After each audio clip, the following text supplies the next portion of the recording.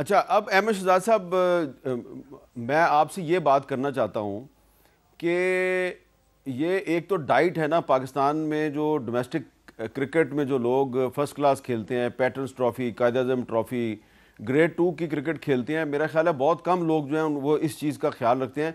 बाद में जब वो इंटरनेशनल क्रिकेट में आते हैं तो फिर वो ख्याल रखना शुरू करते हैं। तो आप अगर इंडिया और पाकिस्तान के क्रिकेट के सिस्टम का अगर आप कंपैरिजन करें तो आपको पाकिस्तान की क्रिकेट में सबसे बड़ा मसला क्या नज़र आता है?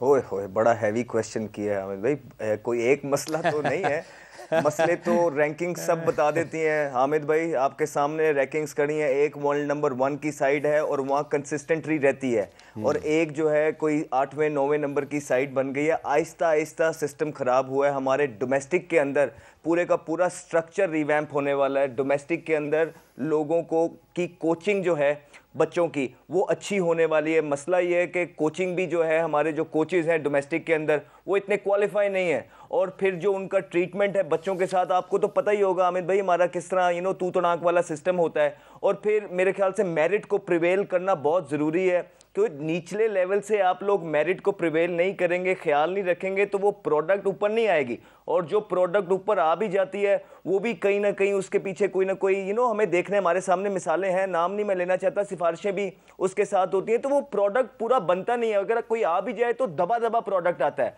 वेयर एज अगर आप भारत की बात करते हैं तो उनके आप देखें वो कोई दबा दबा नहीं आता, चाहे वो मेरिट है, हर एक चीज़ को वो प्रिवेल करते हैं। तो कोई एक चीज़ नहीं है सर, बहुत सारी चीज़ें हैं जिस पे काम होने वाला है, और हम पिछले 6-8 महीने से इन सारी चीज़ों की निशानदेही करा रहे हैं। अभी फिर एक दफ़ा आईसीसी चैंपियंस ट्रॉफी आ गया है, हमारा पूरा फ़र्ज़ बनता है कि हम सपोर्ट करें अपनी टीम के अंदर, और ये पाकिस्तान को ये, क्योंकि आपको देखना पड़ेगा सर के पिछली दफ़ा जब हम वर्ल्ड कप से एलिमिनेट हो गए थे क्वालिफाई किए बगैर, तो हमें ये बोला गया था, ये सीनियर प्लेयर, क्योंकि आवाम डिमांड कर रही थी प्रॉपर रिवैम्प, लेकिन हमें ये कहा गया था कि यार आगे आईसीसी का इवेंट चैंपियंस ट्रॉफी आने वाली है 6 महीने बाद, तो अब इतनी जल्दी टीम बना नहीं सकते हैं। तो ये मेक और ब्रेक टूर्नामेंट है हमारे सीनियर प्लेयर्स के लिए भी, और वो लोग जो सिलेक्शन कमेटी में है या कोचेज हैं जिन्होंने एक स्पिनर कम डाला, बाबर आजम को ओपनर बना दिया, आज तो फ़खर भी इंजर्ड हो गए, तो ये सारी चीज़ें जो हैं ये इनके ज़िम्मे है। हम पूरी दुआ और सपोर्ट करेंगे कि इस दफ़ा आईसीसी चैंपियंस ट्रॉफी पाकिस्तान जीते,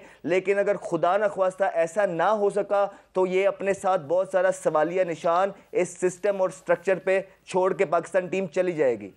अच्छा आमिर साहब, ये अहमद शहजाद साहब ने रैंकिंग्स का जिक्र किया है, बिल्कुल ठीक है, पाकिस्तान की रैंकिंग्स जो हैं वो काफ़ी मुतासर हुई हैं। तो क्या इसकी वजह पाकिस्तान में जो क्रिकेट का सिस्टम है, जो क्रिकेट का स्ट्रक्चर है, वो भी उसकी एक वजह है? हम चाहते हैं कि हमारी टीम जो है वो जब भी किसी टीम के साथ मैच खेले तो जीते ज़रूर, लेकिन क्या आप ये बताना पसंद करेंगे कि ये टीम जो है इसके पीछे जो सिस्टम है वो सिस्टम इस काबिल है कि ये टीम जो है ये पाकिस्तान के जो क्रिकेट के शायकीन हैं उनकी उम्मीदों पर पूरा उतरे?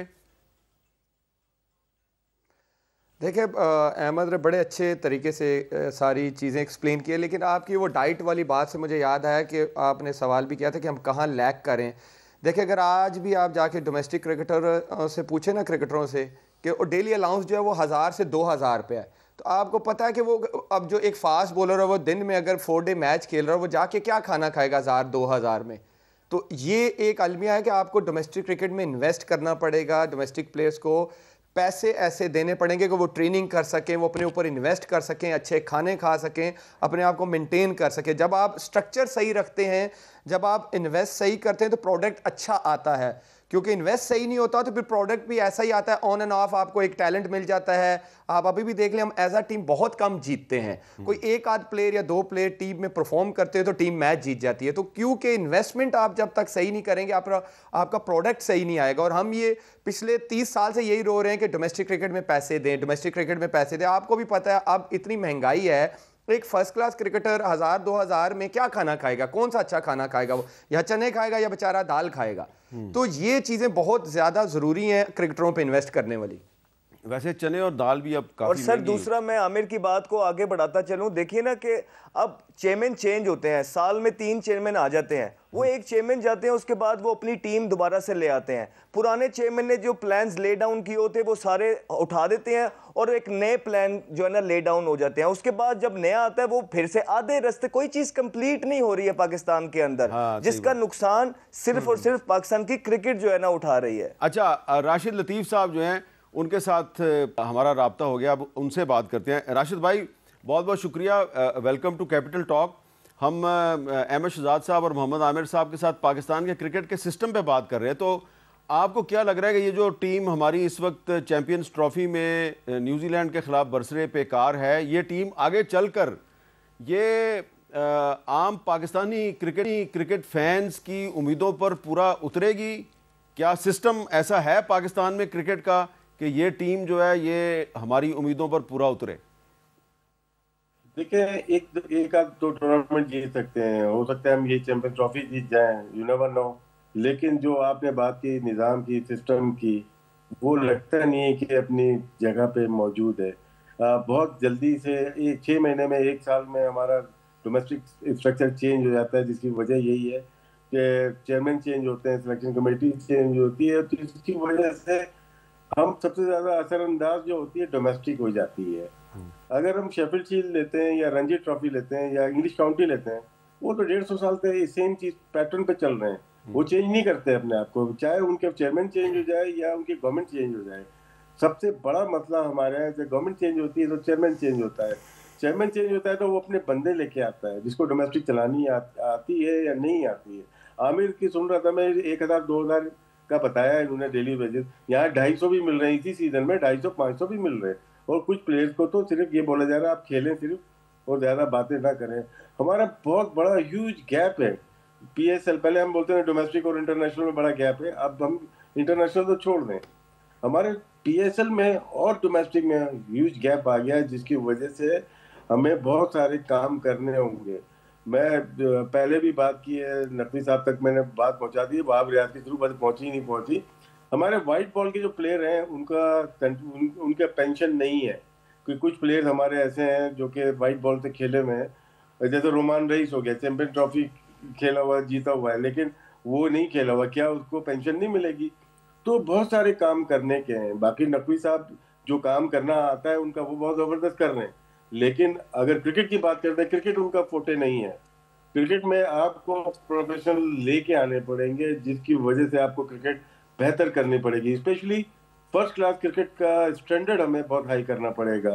मैच नहीं कर सकते तो, लेकिन कुछ ऐसा कर दें कि हमारे प्लेयर के जो कॉन्ट्रैक्ट्स हैं वो अच्छे हो जाएं, चाहे वो डिपार्टमेंट के क्रिकेट हो या रीजनल क्रिकेट हो, उसका स्टैंडर्ड हाई करने की बहुत ज़रूरत है। अच्छा, राशिद लतीफ़ साहब, मुझे कल ही एक प्लेयर बता रहा था, क्रिकेटर बता रहा था कि पिछले साल कायद-ए-आज़म ट्रॉफी में उसको मैच फीस ज़्यादा मिलती थी, इस साल वो मैच फीस कम हो गई है। हालांकि पाकिस्तान में महंगाई बढ़ती है तो उसकी मैच फीस जो है वो बढ़नी चाहिए, कायद-ए-आज़म ट्रॉफी की, वो कम हो गई है। तो ये क्या चक्कर है? मीर साहब, इसमें इंटर डिस्ट्रिक्ट का अगर आपको तो बहुत इल्म होगा, इस्लामाबाद में आपको सारा ही पता होता है क्रिकेट के बारे में। यहाँ पे डेली वेजेस भी नहीं दिए, आपने कैंप लगा दिया, 20-20 दिन के कैंप लगा दिए, और कोचेस को भी पैसे नहीं मिले।